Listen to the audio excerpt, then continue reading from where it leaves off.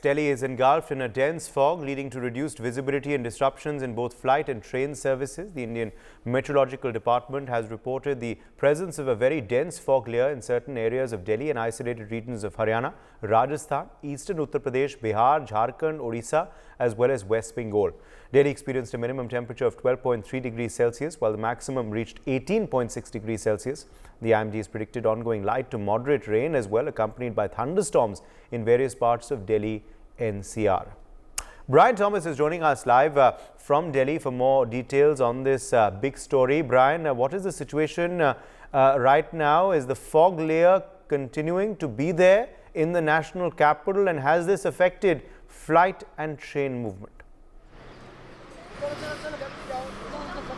Well, Uday, yes, the dense fog still continues to, engulf the very national capital. If we show you the visuals of the very India Gate also, you can actually see and understand the fact that, yes, there is a layer of fog that is still very, very persistent in the national capital, even though, it is still better than how it was, in the early hours at around 6 a.m., 7 a.m. And if I request my camera person also to show you the, skyline, you can actually see and understand the fact that it's a very cloudy weather, and as a result of that, two-wheelers and four-wheelers will face the maximum amount of visibility issues. And today also around more than 100 flights were also delayed in the IGI airport, and even several trains are running delayed from around 9 hours to 16 hours. So as a result of that, also the people are staying at stations and they are facing a lot of problems. Now, if we show you the visuals also, there is a Rashtrapati Bhavan which is actually completely not visible, and the IMD has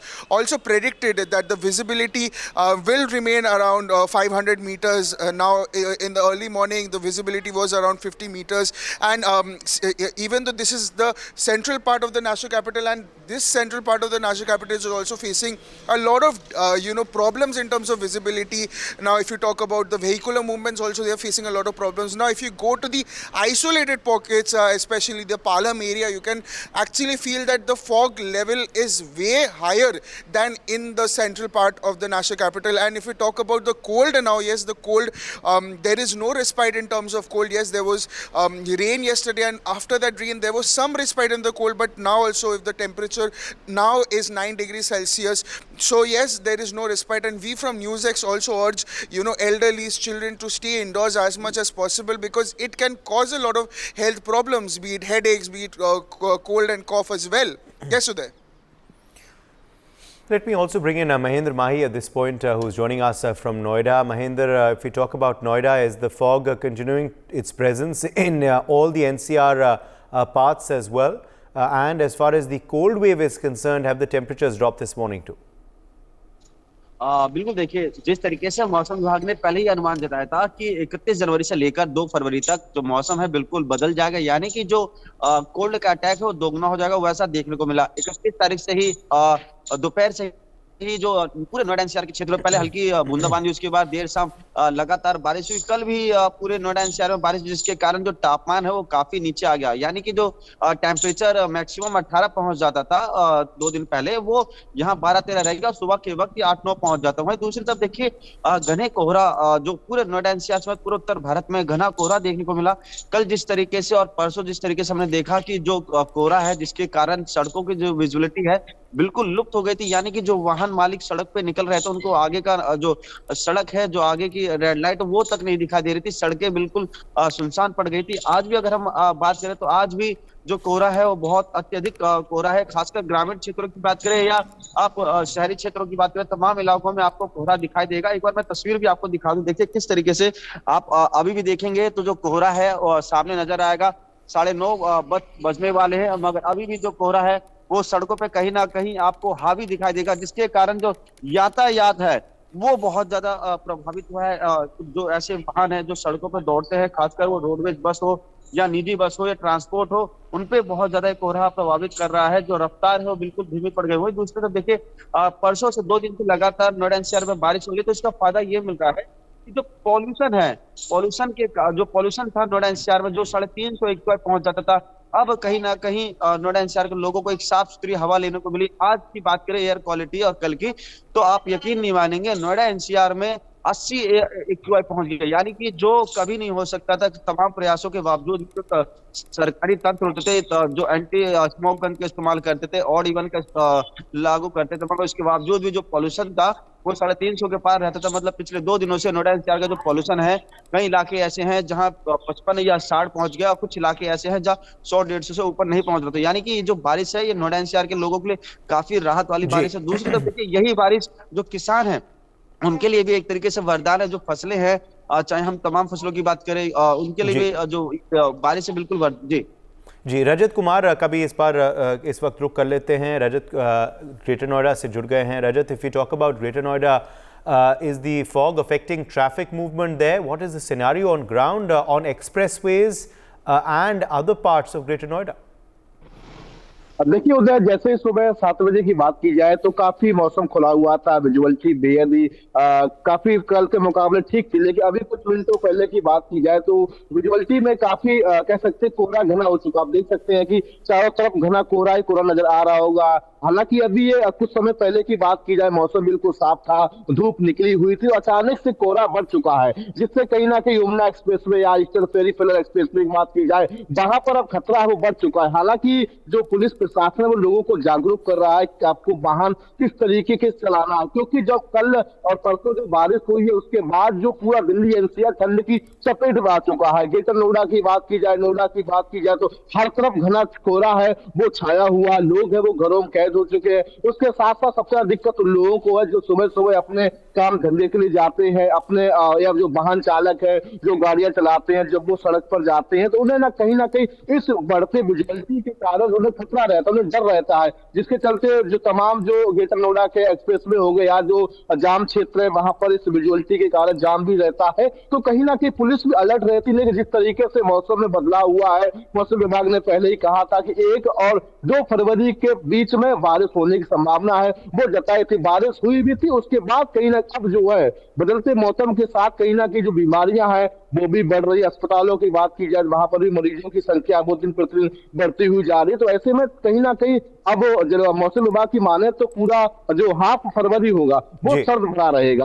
हालांकि अब कल के मुकाबले आज कितनी दिन बड़ी है, और भी कुछ समय पहले की बात की जाए तो मौसम बिल्कुल साफ था, लेकिन अभी अचानक से आ चुका, जिससे कहीं ना कहीं यातायात है वो प्रभावित होता हुआ जा रहा है। गाजियाबाद का हाल अब जान लेते हैं। अनिल चौधरी भी इस वक्त जुड़ गए हमारे संग। Anil, if you talk about Ghaziabad, what is the situation there and is the fog expected to continue for the next couple of days as well?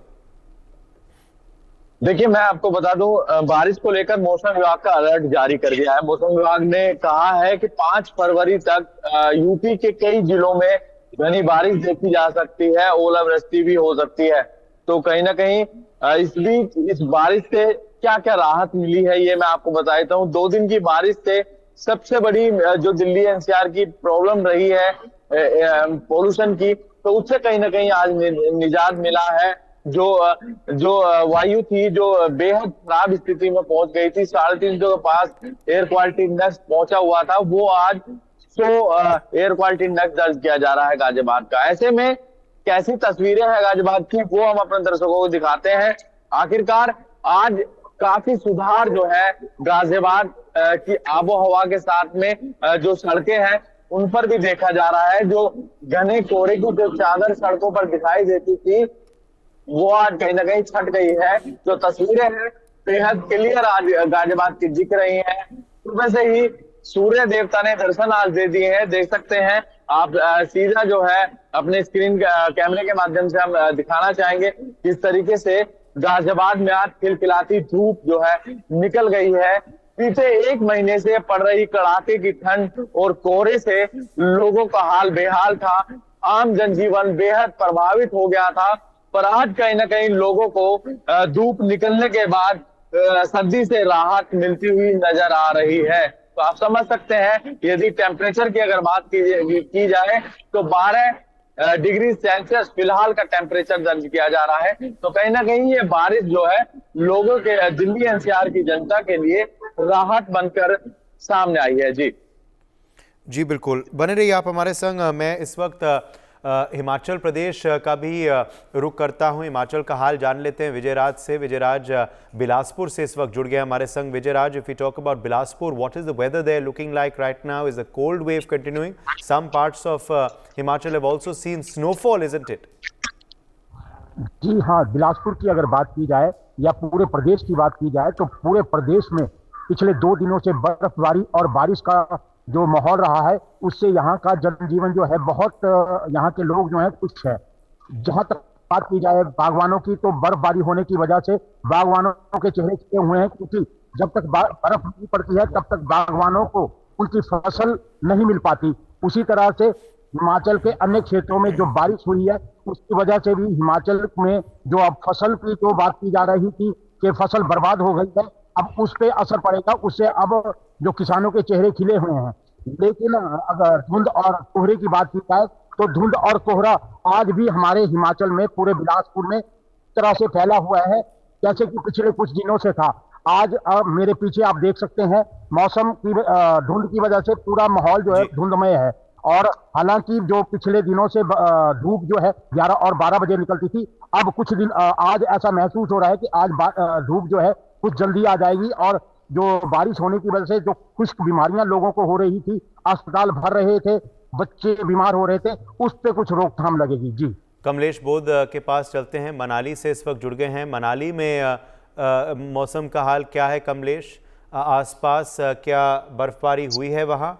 और मौसम की अगले 2-3 दिन क्या रहने की संभावना है? Well, Uday, first of all, I would like to show the live pictures of the ground zero. See how beautiful, Uday, Manali looks after snowfall. When weather clears up after snowfall, see how the Manali looks beautiful, and it looks the weather, all around you see the snow is shining like silver. And if I talk about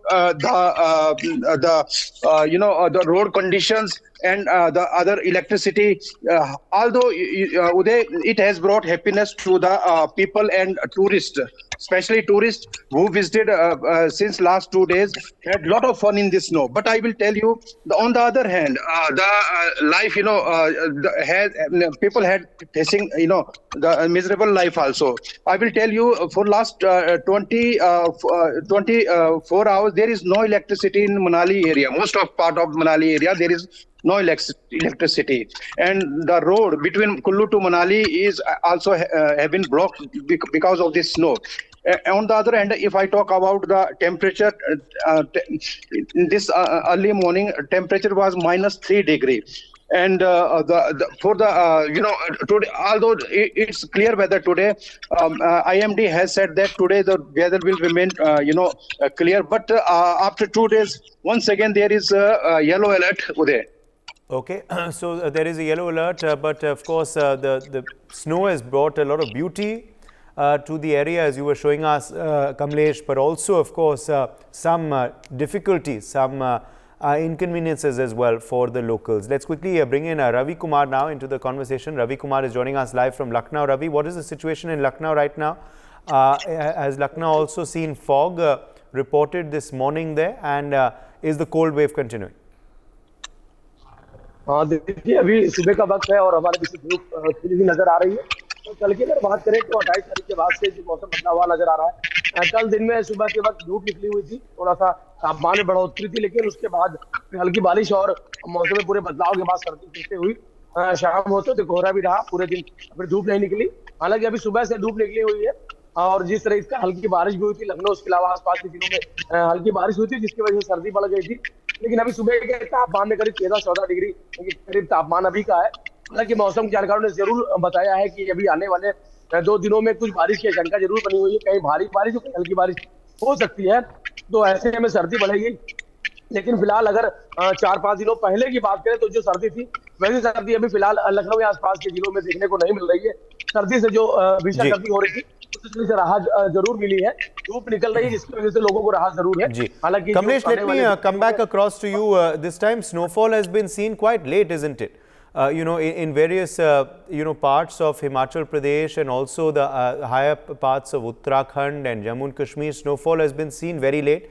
Are the locals hopeful that this will encourage tourists to come back once again, those who were delaying their plans because of very less snow?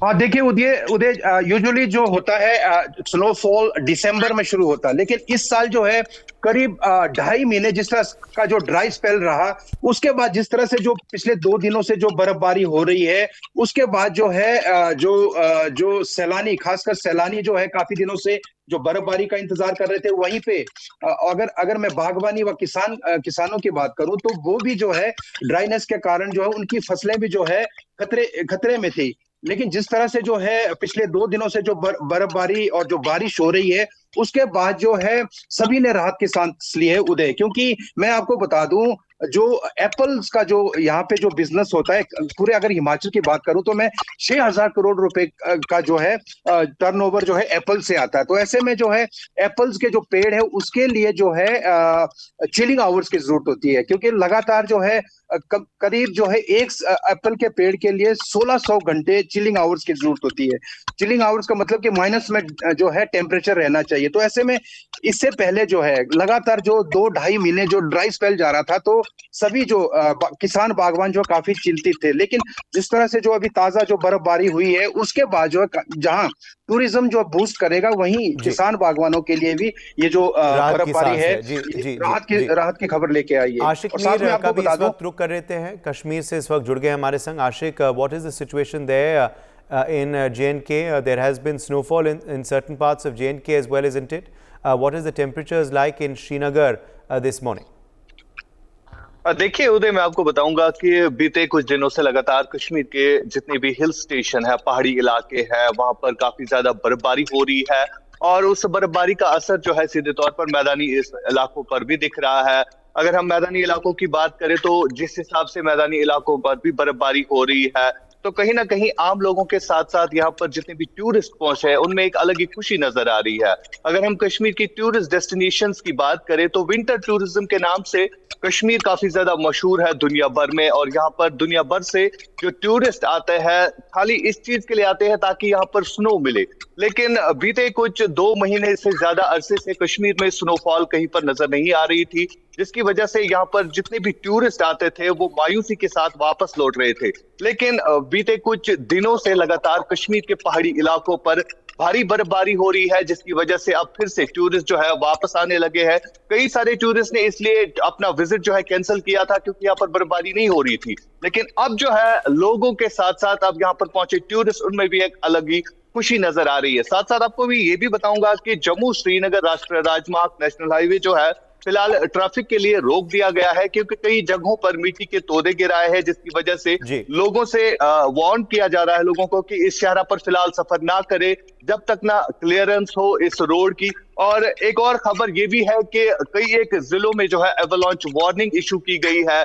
जितने भी लोग इन जगहों पर रह रहे हैं उनसे कहा गया है कि सावधानी बरते, क्योंकि एवलांच प्रून जोन्स है ये जिनकी बात मैं कर रहा हूँ। कुपवारा हो, गांदरबल हो, शुपिया हो, बारामूला के जितने भी इलाके, वहां पर फिलहाल एवलांच वार्निंग इशू की गई है। जी उदय, थोड़ा दिखाइए नजारे वहां के जहां आप खड़े हैं। बिल्कुल मैं आपको यहाँ पर ये दिखाना चाहूंगा। अगर हम प्लेन्स की बात करें, कश्मीर के प्लेन्स की बात करें, तो प्लेन्स में लगभग 4 से 5 इंच स्नो जो है रिकॉर्ड की गई है, जो कि आप तस्वीरों में देख सकते हैं कि किस तरह इस गाड़ी पर 3 से 5 इंच स्नो इस वक्त भी जमा है। और पहाड़ी इलाकों के नजारे भी मैं आपको दिखाना चाहूंगा। ये पहाड़ी इलाके जहां पर आपको अभी फिलहाल धुंध छाई हुई नजर आएगी, लेकिन हम कोशिश करेंगे अपने व्यूवर्स को विजुअल्स के जरिए वो दिखाने की कि पहाड़ी इलाकों पर भी जो है बर्फ जमा हो चुकी है, जिसकी वजह से आम लोगों में कहीं ना कहीं राहत की जो है सांस ले रहे हैं। क्योंकि यहाँ पर खुश्क मौसम चल रहा था बीते कई महीनों की अगर बात करें तो पानी जो है उसकी सतह कम होती जा रही थी, डल झील से लेकर दरिया सूखने लगे थे। लेकिन अब जो है कहीं ना कहीं ये राहत की खबर है, क्योंकि बर्फबारी लगातार हो रही है। और मौसम विभाग का भी यही कहना है कि अगले कुछ दिनों तक इसी तरह कश्मीर में मौसम जो है बदला लगेगा, यानी आज भी और कल भी बर्फबारी होगी, जिसकी वजह से अब आम लोग जो है कहीं ना कहीं खुश नजर आ रहे हैं। जी उदय, For more such videos, subscribe to the NewsX YouTube channel, hit the bell icon.